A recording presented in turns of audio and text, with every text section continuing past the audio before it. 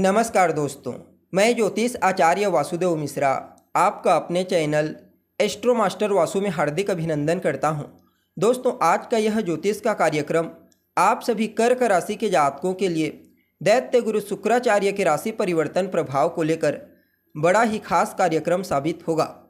बीती 28 जनवरी 2025 की प्रातःकाल 7:18 पर दैत्य गुरु शुक्र अपनी वर्तमान मित्र राशि कुंभ राशि को छोड़कर अपनी उच्च राशि देवगुरु बृहस्पति की अर्ध जलीय राशि मीन राशि में प्रवेश कर चुके ने और आने वाले मई महीने की 31 तारीख तक यानी 31 मई तक वहीं पर रहते हुए आपको प्रभावित करेंगे और इसके पश्चात मेष राशि में प्रवेश कर जाएंगे।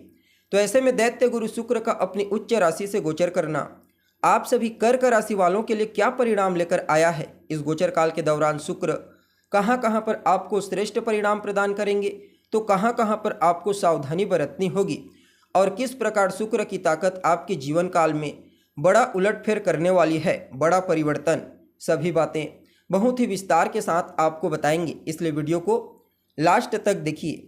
और अगर आप अपनी जन्म कुंडली पर हमसे परामर्श लेना चाहते हैं तो आपको हमारा कॉन्टैक्ट नंबर स्क्रीन पर और डिस्क्रिप्शन बॉक्स में मिल जाएगा, जहाँ से व्हाट्सएप के थ्रू अपॉइंटमेंट लेकर आप अपनी जन्म कुंडली का बड़ी बारीकी के साथ अध्ययन करवा सकते हैं। तो दोस्तों, शुक्र कौन है? शुक्र तो ऐश्वर्य, सौंदर्य, आकर्षण, वैभव, साहित्य, गीत, संगीत, कला के प्रतिनिधि ग्रह हैं शुक्र। अपने इन्हीं कारकत्वों के चलते हमारे जीवन के विभिन्न पहलुओं को प्रभावित करते हैं। शुक्र की मजबूती जन्म कुंडली में जातक के जीवन काल में सुख सुविधाओं से युक्त एक वैभवशाली जीवन प्रदान करता है। ठीक इसके विपरीत शुक्र की कमजोरी जातक के जीवन काल में सुख सुविधाओं की कमी कर देता है, वैभव की कमी कर देता है। इसलिए इनका बलवान होना कंपलसरी हो जाता है, चाहे जन्म कुंडली में हो या फिर गोचर कुंडली। और इस बार तो पहले तो उच्च राशि में होने के चलते बलवान है, ऊपर से देवगुरु बृहस्पति के साथ परिवर्तन योग में है। फलतः यह गोचर आपके लिए कई मामलों में किसी वरदान से कम साबित नहीं होगा। अब देखिए, आप सभी कर्क राशि के जातकों के लिए शुक्र का यह गोचर कहाँ पर हुआ है, तो आपकी राशि से नवम भाव में अर्थात भाग्य भाव में। और शुक्र आपके लिए कैसे गोचर कर रहे हैं, तो आपके सुख भाव और लाभ भाव के स्वामी बनकर फलतः इस गोचर काल के दौरान जहाँ एक तरफ आपको भाग्य का सहयोग, भाग्य का साथ कदम कदम पर मिलने वाला है, तो वहीं दूसरी तरफ आपके जीवन काल में लाभ की स्थिति मजबूत होगी। यूँ समझ लीजिए, बृहस्पति और शुक्र की कृपा से भाग्य की मजबूती के चलते आपके जीवन काल में उत्तरोत्तर धन का आगमन होगा। धन आगमन के नए सोर्स, नए माध्यम आपको प्राप्त होंगे, जिससे आपकी फाइनेंशियल कंडीशन अन्य पक्षों को मजबूती प्रदान करेगी। इवन आकस्मिक लाभ के भी कई अवसर आपको प्राप्त होंगे, चाहे माध्यम कोई भी हो, किसी भी रूप में आपको प्राप्त हो।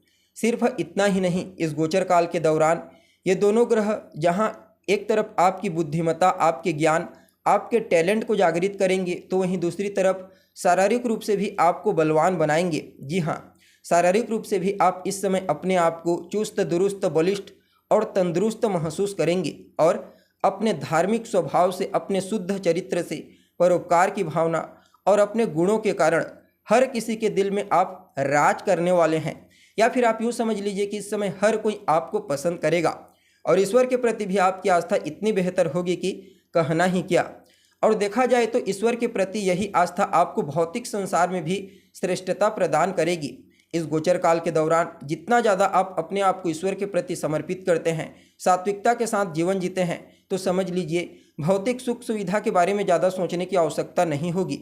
बाकी यात्रा भी आपके लिए लाभप्रद साबित होगी, चाहे आप व्यापारिक यात्रा करें या फिर धार्मिक यात्रा। खास करके धार्मिक यात्रा को कुछ ज़्यादा ही श्रेष्ठ कहा जा सकता है। आप अपने परिवार वालों के साथ, अपने दोस्तों, अपने यारों के साथ किसी तीर्थ स्थल की यात्रा कर सकते हैं। बाकी अपने वरिष्ठ जनों का, अपने से बड़ों का, अपने गुरुजनों का, अपने उच्च अधिकारियों का, अपने बॉस, अपने अतिथियों का जो आपके यहाँ आएंगे, उनका हर प्रकार से आदर करने का मौका मिलेगा और आप आदर करेंगे भी, सम्मान करेंगे, उनका सेवा करेंगे और यही क्वालिटी उनके बीच में भी आपको एक श्रेष्ठ व्यक्ति बनाएगी। इवन अगर आप साहित्य से जुड़े हुए हैं, कला से, जैसे ललित कला में अगर आपकी रुचि है, गायन, विद्या, सिनेमा जगत में काम करते हैं, तो यह समय आपको विशेष रूप से पॉपुलैरिटी प्रदान करेगी, प्रसिद्धि प्रदायक साबित होगी। एक अच्छे अभिनेता के रूप में, या फिर एक अच्छे कवि के रूप में या एक अच्छे चित्रकार के रूप में आप लोगों के बीच जाने जाएंगे। व्यापारिक दृष्टिकोण से भी बढ़िया है, खास करके जो लोग लिक्विडिटी से संबंधित काम करते हैं उनको पहले आर्थिक लाभ प्रदान करेंगे, फिर कुछ नए अवसर व्यापार को विस्तारिता प्रदान करने के प्राप्त होंगे। शिक्षा के दृष्टिकोण से भी समय अच्छा कहा जा सकता है, खास करके वह विद्यार्थी जो उच्च शिक्षा ग्रहण करने के लिए बाहर जाना चाहते हैं। और बाकी यह गोचर आपके जीवन काल में भौतिक सुख सुविधाओं को तो बढ़ाएगा ही बढ़ाएगा, लाइफ पार्टनर का सहयोग भी बीच बीच में आपके लिए प्रॉफिटेबल होगा। लाइफ पार्टनर का सहयोग, उनकी सलाह आपके लिए भाग्य प्रदायक साबित होगी। यूँ समझ लीजिए, आप जितना ज़्यादा अपने जीवन साथी से सलाह मशवरा करते हैं किसी टॉपिक के ऊपर, उतना ही ज़्यादा आपको भाग्य का सहयोग मिलेगा। अपने लाइफ पार्टनर, अपने जीवन साथी के साथ मिलकर या फिर आप किसी नए कार्य की शुरुआत कर सकते हैं जिससे भविष्य में आपको बड़ा लाभ प्राप्त हो। बाकी शुक्र की सीधी 7वीं दृष्टि आपके तीसरे भाव को प्रभावित कर रही है। फलतः जहां एक तरफ आपके उत्साह को बढ़ाएंगे, आपके अंदर सकारात्मक ऊर्जा का संचार करेंगे, तो वहीं दूसरी तरफ आपकी वाणी को मधुर बनाएंगे, प्रभावशाली बनाएंगे। आप अपनी वाणी की मधुरता से किसी को भी अपनी ओर अट्रैक्ट कर लेंगे। यह समय आपके छोटे भाई बहनों के करियर के दृष्टिकोण से भी बड़ा ही श्रेष्ठ साबित होगा। इवन कई भाषाओं के प्रति आपकी रुचि ज़बरदस्त रहेगी।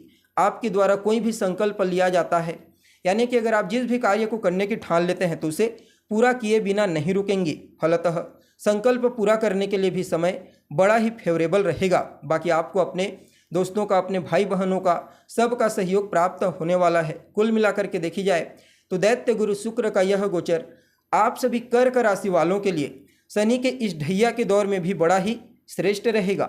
फिर भी क्या कुछ उपाय इस समय आप कर सकते हैं? तो ओम सुम शुक्राय नमः इस मंत्र को 108 बार 3 माला या फिर 5 माला रोजाना जाप कीजिए। गाय की सेवा कीजिए, गाय को हरा चारा खिलाइए, खास करके गुरुवार और शुक्रवार के दिन। यह समय आपके लिए और अनुकूल हो जाएगा। तो दोस्तों, उम्मीद है प्रोग्राम आपको पसंद आया होगा। अभी के लिए बस इतना ही। पुनः मुलाकात होगी एक नए एपिसोड में। तब तक के लिए नमस्कार।